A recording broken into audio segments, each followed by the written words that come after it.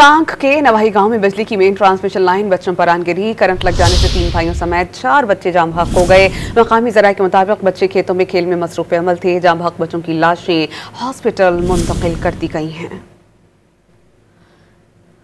इस बारे में आपको बताएं कि ये अफसोसनाक वाक़या टांग में पेश आया है, जहां पर नवाही गांव में बिजली की मेन ट्रांसमिशन लाइन बच्चों पर आन गिरी।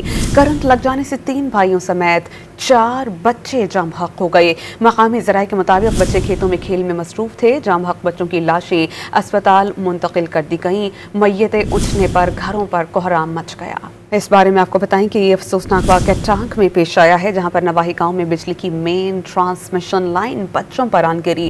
करंट लग जाने से 3 भाइयों समेत 4 बच्चे जाम बहक हो गए। मकामी ज़राए के मुताबिक बच्चे खेतों में खेल में मसरूफ़ थे। जाम बहक बच्चों की लाशें अस्पताल मुंतकिल कर दी गईं। मैयतें उठने पर घरों पर कोहराम मच गया।